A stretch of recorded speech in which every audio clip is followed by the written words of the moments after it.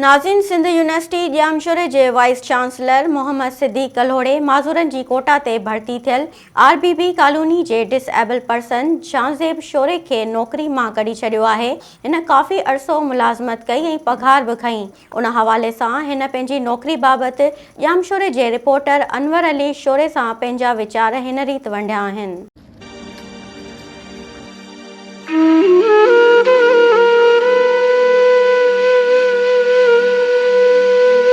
जी बिल्कुल, इन वक्त मां ॼामशोरो आरबीबी कॉलोनी में मौजूद आहियां।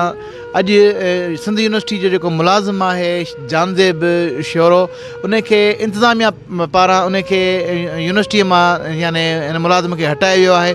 असीं अॼु उन वटि पहुता आहियूं त हुनजो वधीक छा चवणु आहे। जांज़ेब, असांखे इहो ॿुधाइजो त तव्हां यूनिवर्सिटी जा मुलाज़िम आहियो, तव्हांखे केतिरो अर्सो थियो तव्हां यूनिवर्सिटी में मुलाज़िमत कई आहे?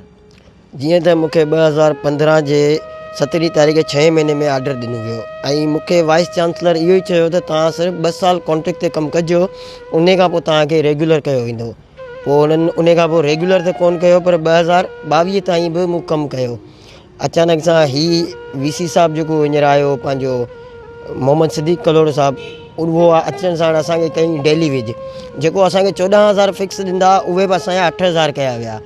उन 8,000 जे करे असां अपील कई मथे त हिन खे उहा कावड़ अची वई ऐं हिन असांजे डिसेबल कोटा जे ऑर्डर खे बि न लेखियो ऐं असांखे कढी छॾियो।